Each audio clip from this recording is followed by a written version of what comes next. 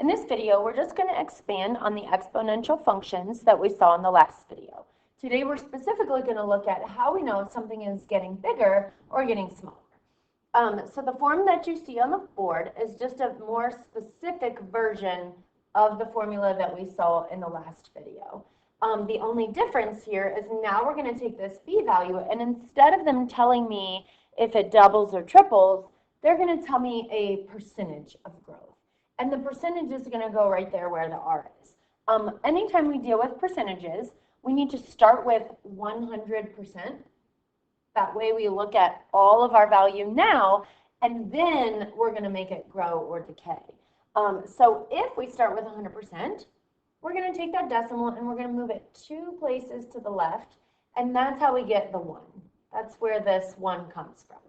So that 1 just represents 100%, and that's what we're going to start with in each of these values, and I'll kind of show you why. So in this form, our y always represents our total value. That could be our total money, that could be our total population, but y is our total because it's out here on the equal sign all by itself, just like all the rest of the times that we do this. And then a is our initial value. Remember that initial means begin. R is going to be our growth or decay rate. It's always going to be given as a percentage, and we're going to write that as a decimal. And then t is like our x, and that just represents time. And that represents how much time has gone by.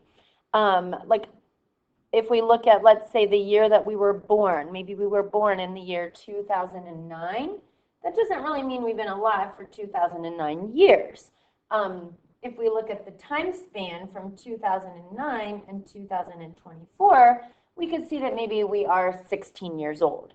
And we're just going to use the amount of time that has gone by, not the name of the years that we're looking at currently. Okay, so for our very first example, I just kind of want to explain again why we're not just using percentages here, why we have to start with 100%. So if we look at the value of a painting that's $1,400, that value is going to go up by 9% every year. So next year, the value should be bigger than 1,400. If we type in a calculator, just 9% of 1,400, we see that we have a value of 126. Well, that means that it's increased by 126. The value is not 126. So we would have to take these and add them together to come up with the value now. Then the next year, when we look at 9% of the new value, the value we're going to increase by changes. And so that's why we're using this kind of ugly formula, because we have to take into account the entire value we started with plus how much we've increased. So we are using this equation to represent this situation. So if my original value is $1,400, that's my A for initial value. And then we have to figure out what our new growth percentage is going to be. And if we're increasing by 9%, basically we have to take all of the $1,400. And in percentage form, all of it would be equivalent to 100%. And then that's going to increase by 9% every year.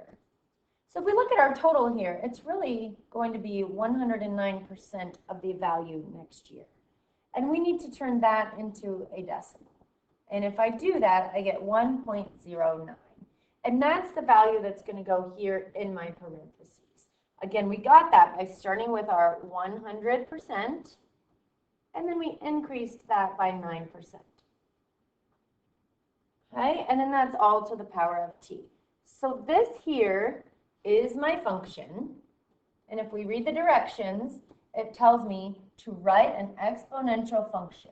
That means I need 2 variables, I need an equal sign, it's got to represent the situation. Then the next part is like a what if.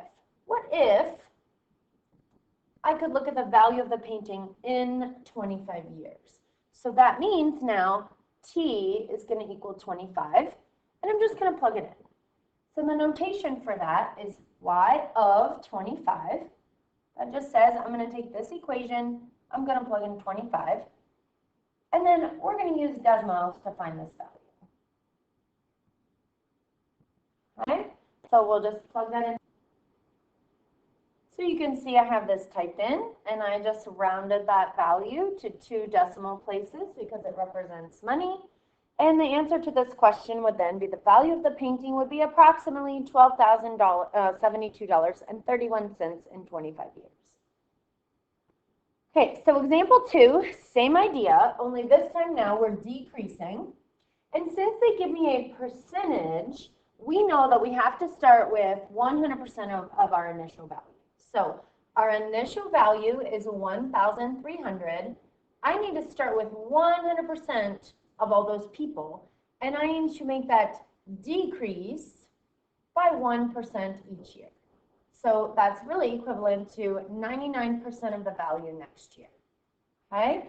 We're always going to take that, we're going to turn that into a decimal, and we see that that growth factor is going to be 0.99.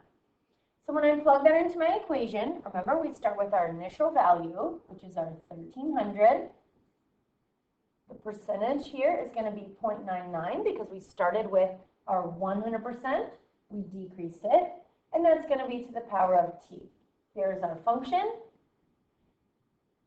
Now it says, after the fact, find the population in 2008. Remember, the years are names. We don't need the name of the time, we need how much time has passed. So if our beginning value was in the year 2000, 8 years have passed. So we're going to plug in 8 instead of 2008. So again, we just type this into decimals.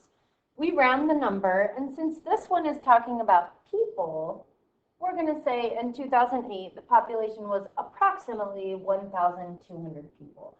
Again, since that number is above 0.5, I just took this number and went up 1 unit. Okay, so the last question gives us the function already, and it says it models the population of a group of bees. Since this is exponential, we know that this is our A, this is like our B to the power of X. More specifically, since this one's talking about growth and decay, we need to figure out, was it 1 plus or minus a percentage? Okay, so the first part says, what was the initial population? Well, our initial population is always in the beginning, so it was 3,215 bees. Okay, the second part of the problem says, was this exponential growth or exponential decay? So we can look here at this growth factor, so 1.012, and we can see that because it's greater than 1, they added, and it was growth. We can also turn this into a percentage and see that it was really 101.2%. That means we started with all of it, or 100%, and it actually went up. So this is exponential growth.